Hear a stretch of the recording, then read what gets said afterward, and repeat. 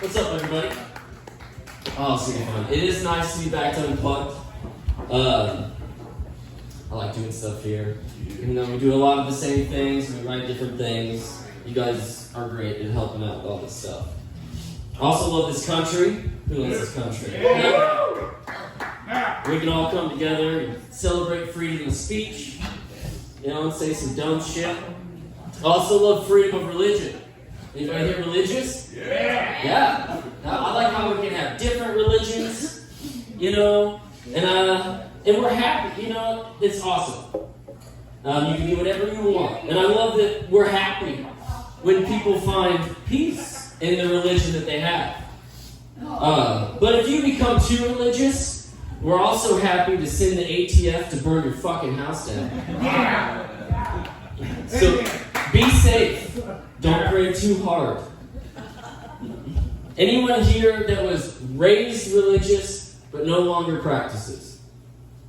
No? Yeah. A question for people over here that raised their hand and me. Did anybody talk to you about sex? No. That's right. It's fucking awesome. Yeah.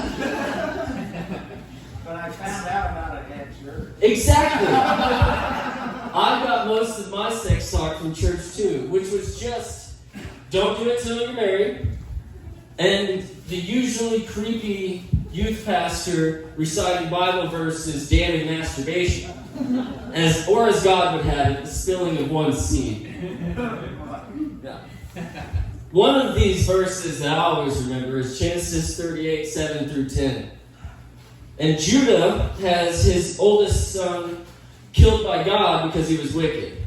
So Judah commands his younger son to have sex with his dead brother's wife so she can have babies. Onan's not cool with this. So when he has sex with his dead brother's wife, he pulls out and he spills his seed on the ground. This angers God, but only because he spills his seed. And then it causes Onan to die. So adultery, God's cool with adultery with your dead brother's wife as long as you don't pull out. Maybe we were quick to judge Hunter Biden. They're a religious family. Surely he knew about God's no pulling out when fucking your dead brother's wife rule. And he's good. Oh, that's fine. Oh, Hunter Biden. Because of these Bible verses and the fear my youth pastor put into my dick, I was pretty spill-free until about right after I turned 16. When, like a skinny, less talented Tim Tebow, I returned from a mission trip to Mexico, where I met a girl on that trip, not a Mexican. It was a girl that went with us. And we started to talk. And this is a big deal when you're an overly religious teen with acne, braces, and a mullet. So, I was pretty pumped to be talking to a girl. And she called me one night, and she said, I've been praying to God, and he said he doesn't want us to be together. And then she hung up. I was pretty tore up from this. I've been loyal to God to this point my whole life. And the first chance he gets, he cockblocks me. So to get back at him, you know what I was doing? I was spilling. Like Michael J. Fox eating soup on a roller coaster. And Jesus wept. Can you see it? There's a lot of spilling. Now this mission trip that I went on, as I got older, it always set odd with me. I mean, we did well for this small Mexican town. But what I remember most is hanging a sheet in the center of the town square of the small Mexican town and playing the Passion of the Christ for a week straight. Just to be sure that they got the message, which was clearly that Mel Gibson does not like Jews. But no worries. Because Tim Tebow soon did an interview with the New York Times about what he does on his mission trips. He gets invited to assist doctors in medical procedures. He's circumcising young impoverished boys in the Philippines. To this day, he doesn't have a medical degree or background. He goes back all the time through his Tim Tebow Foundation. So, I feel a little better. All we did was force a small Mexican town to watch Mel Gibson direct the Jews to graphically murder Jesus for a week. Tim Tebow is a serial circumciser with zero medical credentials. And they say we made enemies while fighting overseas. ISIS was bad. But we never sent Tim Tebow over there to cut their dick skins off. That's a terrifying enemy. Man, I got caught now. As I just mentioned, I helped to create ISIS. So in short, I'm a veteran. And because I served and fought for Halliburton, I take any injustices that I see in everyday life very seriously, especially that of equal representation. For instance, does anybody here struggle with naps like I do? Living with a national average penis size comes with many struggles in today's society, you know. Just recently, I was shopping for dildos. I did not feel represented. I think dildos need labels on them, letting people know how much bigger they are than the national average penis size. You see labels like those on food packages. This is not the actual size. Because trust me, in the moment is not the time you want them learning what average is. It can end very badly. And if you don't believe me, then you've never found yourself in reverse cowgirl with someone pulling up thinking they got clearance for 8, and all you got is 6. And if that person on top is drunk, you can say goodbye to their aim while they blindly hammer their body weight onto your crotch. The whole time, you're just one imagined inch away from disaster.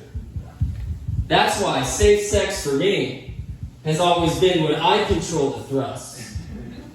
That way, when my dick falls out, it's on my own terms. Same sex or safe sex? I can't complain, and neither should you. When we're more represented in the butt plug section, anal sex is not elusive. Man, I caught a mouse got with it. So, quick PSA. Male enhancement pills are fake. Yet they made over $200 million last year. But don't worry, over the last decade of research, I think I may have found a solution. I was recently on Reddit reading about a trans woman who has been shrinking her penis for the last 4 years using hormone therapy. Don't do that. If you're looking for a downsize, I'm looking for an upgrade. I got a bunch of sad dick pics on my phone that'll prove I'm your guy. I think trans women are missing out on the dick envy market. That's no snake oil between their legs. And they've been sewing penises on since the 90s.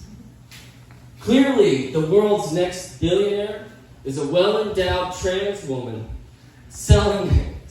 auctioning off her Kobe Giant online.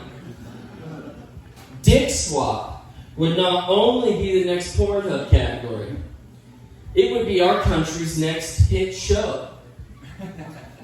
Think of it. They would bring a bunch of small-dicked racists and bigots together with well-endowed trans women of all types with the aim of making each other's dreams come true. I'd watch it. A redistribution of dicks would equal less racism and bigotry in our country as we enter into transracialism, dick first. Listen. All I'm really trying to say is, please don't shrink your penis. Consider mine instead. My blood type B positive, in case anyone's wondering. This shit is so dumb. Anyone ever found themselves in a situation where they had to do something they thought they would never do? Yeah. Yes. Does anybody here publicly declare aspects about themselves? That's what I don't get. Like people are like for instance, does anybody here vegan or vegetarian? No, there's not many of them. But I think it's interesting people would do that. I'm sure the Donner Party would have probably declared at the beginning of the trip, I swear I won't eat my family members. But when they got the situation put in front of them, they ate their family members. And I think the same thing with somebody's I would never smoke a cigarette. Well, every war movie has proved it just takes surviving one battle and you've been smoking your whole life the next scene. I think it's situational for most things. Especially with sexuality. I don't understand how people can declare it. For me, it seems to be more situational than a set thing. For instance, sir, if you were to ask me, what would it take for me to suck your dick? I would have to say, well, that depends on my situation. Currently, it would take life-changing funds for me to do it willingly. But if I go 3 days without food or sleep, I'll do it for a cracker. If you add in the cold, I'll do it as long as we cuddle after. This is what military training taught me. Survival. Nothing's gay if you're trying to stay warm, they would tell us. Really made you start to understand the ancient armies, like the Spartans. They were cold, hungry, tired, and gone for years at a time. Of course they fucked each other. In ranger school, by the third day in the cold mountains, I was already sharing my sleeping bed with a strange man to stay warm. You give me another month, I would have been a Spartan. Or at least the guy that'll suck your dick for a cracker. Either way, I'll survive. So, I honestly don't think anybody comes out of the army straighter than when they went in. There are plenty of times through my military experience I could go back on. But,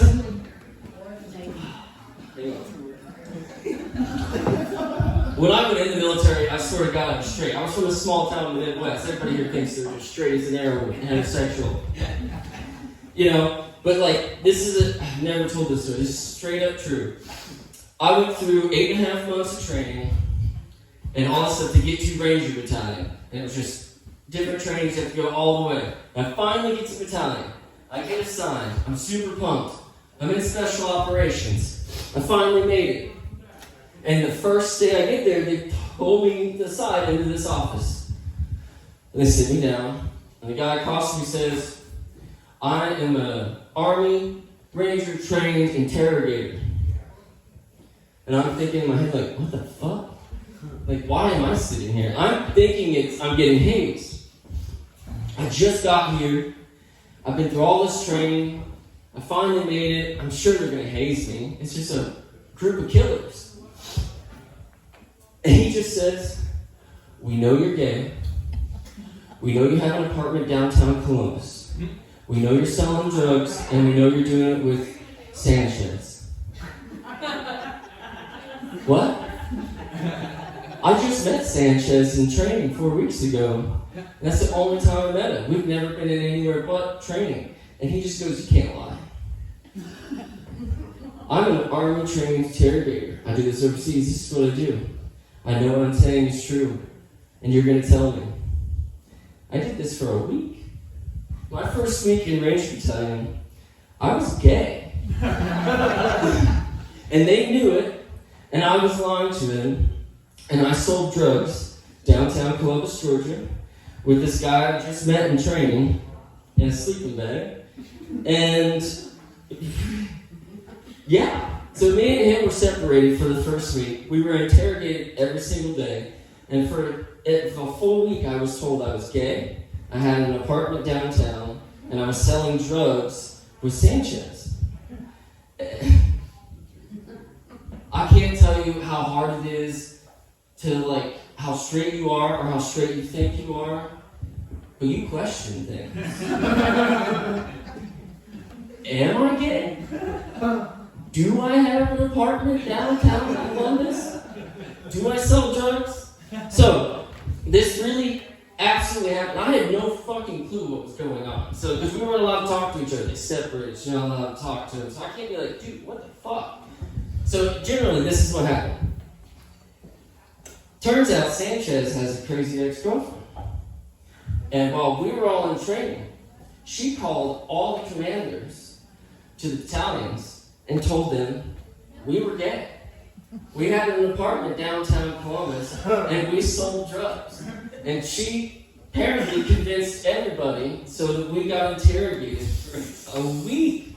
And then the entire time I was in that battalion, he was my boyfriend, and I was gay, and we sold drugs downtown. God. So yeah, if you want, nobody comes out of the Army straight, then they went in. Do you guys ever try to put yourselves in other people's shoes? Try to be more empathetic in life? I think it helps us to be, kinder towards one another. Does anybody here get terrible seasonal allergies? Yes. People get allergies. It's terrible. I get them really bad in the fall. For 2 months, my eyes are puffy and watery. My mouth's always hanging open because I can't breathe out of my nose. It always makes you think about other people out there that are suffering the same or worse than me, but suck dick for a living. I can barely make it through dinner. If you get allergies, it's terrible. You just have a cold, you're not trying to eat. Can you imagine a dick? I have become very empathetic towards sex workers that struggle with intense hay fever. Because I'm poor, I thought about being opportunistic with my situation with the allergies. Man, my eyes are always running, and I look terrible. So I really thought I'd just start an OnlyFans page. All I need to do is start wearing some cheap mascara, and then I could just title every picture "Post Throat Fuck." Nobody would know the difference. Right, Grandma?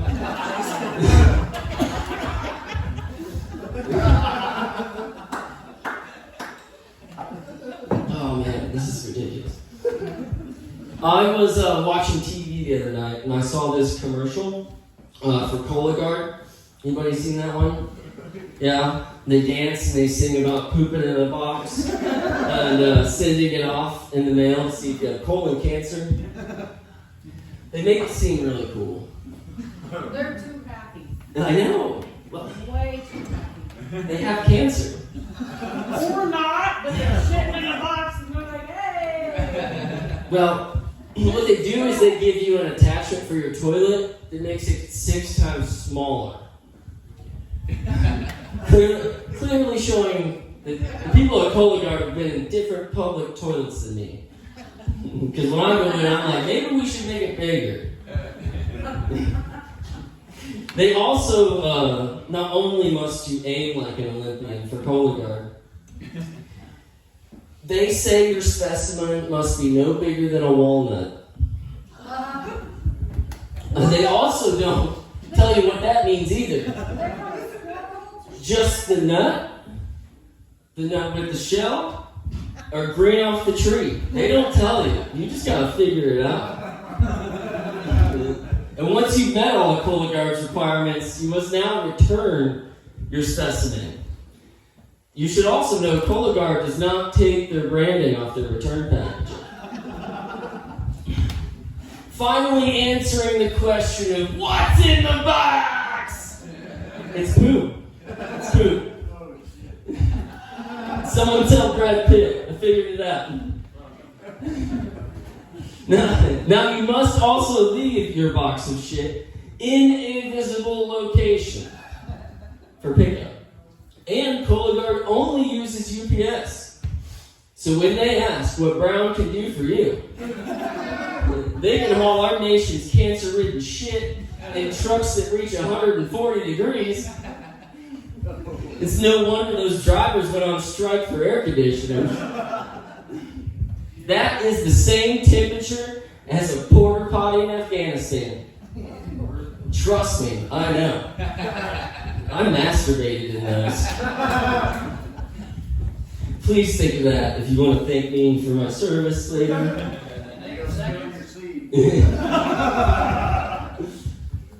Oh, man. So I'm white. Get out of here. No, I just wanted to declare it. I ooze privilege. Look at that. And I also get freckles, like a lot. Which is just my skin cells overproducing melanin because I was originally born without any. My body has been trying to to correct this poor design for the last 34 years. That's why I think it's crazy every time I see a ginger being racist towards black people. Like, come on. Your body's literally trying to correct itself to the better suited skin color. So sadly, I think a lot of racism is due to us pasty folk who are just jealous. Because we realize that if global warming continues, we're fucked. We do our best work in poor lighting. Really, an ice age would be more in our favor. Maybe that's what Michael Jackson was preparing for.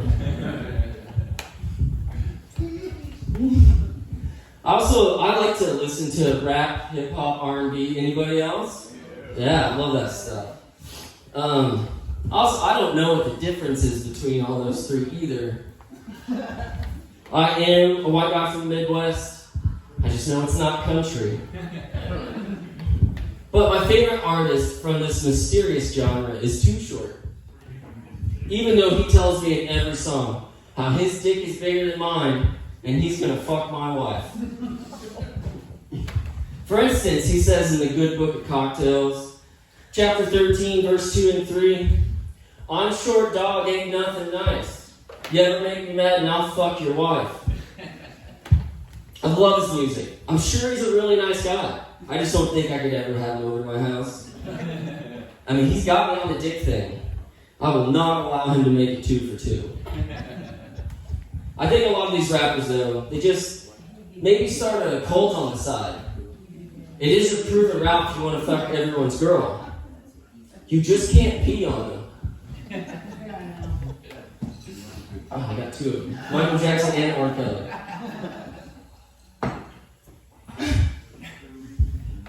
Anybody have kids? Anybody got kids? Yes. Love kids. Love kids. When my wife was pregnant with our youngest, I was looking for gifts about motherhood and stuff. What I found were these sites online selling jewelry made from post-pregnancy body fluids. You know, like placenta, amniotic, breast milk. It was kind of gross. So I saved the bag of fluids. It's still in my freezer 7 years later.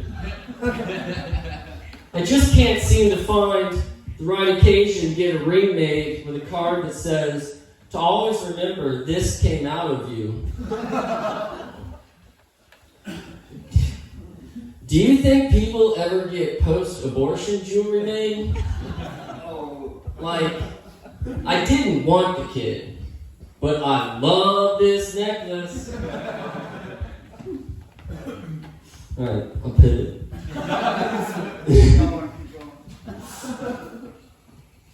So I've been told a lot throughout my life you can't say that.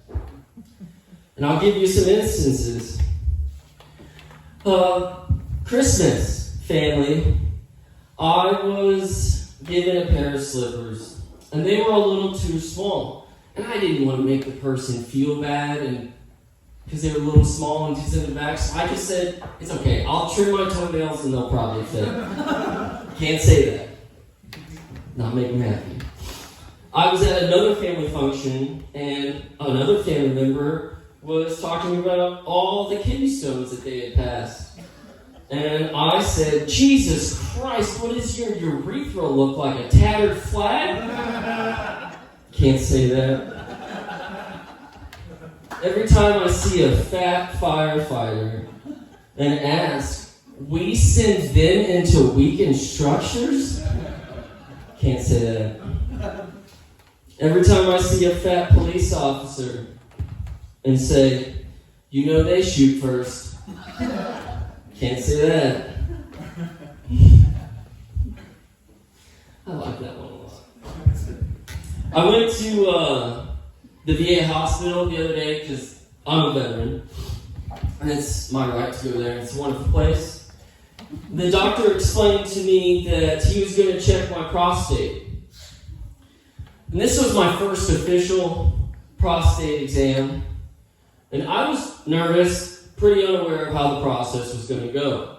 So when he asked me if I'd like a chaperone, quickly said yes. And when he came back in with a female chaperone, I was pumped. I felt for sure that she was going to have my back. And she walks up to me, and I expected her to say something like, my eyes will never leave your asshole. Because that's what she clearly went to school for, was to watch this. But instead, she walked up to me and no shit said, I'll be over here facing the wall. Which was clearly a code to the doctor to molest this motherfucker. I had so many things I wanted to plead for her to watch me get fingered, but the doctor interrupted me quickly. He was fast. And he just said, bend over the table at the waist. So I did. I was there for this. I could do this. So I did. I bent over. I was like, okay, we're good. And all I heard was him saying, not like that. Now, he didn't give me a pamphlet. There was nothing he demonstrated before on how he wanted me to bend over. So I didn't know what to do. I'm sitting there, so I was like, okay, I'll do something different. I want to bend my knees. So I bent my knees. And all I heard was, no. So I don't know what to do next. I changed 3 more times. I did different positions. I was like this. I think I straightened my legs. I think I flattened my belly one time. But 3 more times while he's behind me, just on his knees, just like, no. Probably threw a thumbs up to the chaperone, but she didn't see because she was facing the wall. Eventually I'm just laying there and felt a nice hand on my back. And he pushed me down where he wanted me, and he inserted. Now I learned 2 things that day. I do not have colon cancer. And I should have just pooped in the box. This message was brought to you by Cologuard. We don't care if it's running. Oh my gosh, my mouth's so dry. Probably with the crackers. No, it's the weed. So, I love this country. And also like guns. Anybody here like guns? Yeah. Second Amendment. Woo! But I do think we can all agree that there are some people out there that just shouldn't have it. We know those people. My wife. Yeah. Well, okay. How come, if you're on the sexual predator list, that you can still buy a van? It would. We make it too easy. I think we should relegate all sexual predators to horse and buggy. It really helped cut down on the child abduction. Surely would have slowed down Epstein. You know how long it takes to get to an island on a horse and buggy? Long time. But sadly, we would no longer trust the Amish. As our nation's predators would move near Amish communities so they could blend in. And it's terrible. It'd be terrible. But in the end, I think it's a win-win. You see, the Amish have been around in America for 274 years. That's freedom. Amen. Yeah. And they are famous for not accepting new members, yet continuing to have loads of children. That's incest. If the predators moved in, they would have tons of new neighbors eager to fuck their families. I'm going to get that one of these days. It's hard to talk about predators fucking kids being funny. Yes, it is. Oh, I live in a small town up north. Maryville, not that far north. And I often wonder what my reputation is in my community. And the other day, a few months ago, I was at a parade with my kids in my community, and it's over there. I was handed a koozie that read, "Don't rape." It's real. They didn't hand these to anybody else around me. It clearly felt like a targeted ad. So I've really been working on my not a rapist vibe lately. If you have any tips after this, I'll be out by the dumpsters with the horse and buggy. Thanks, guys. I'm great. You guys have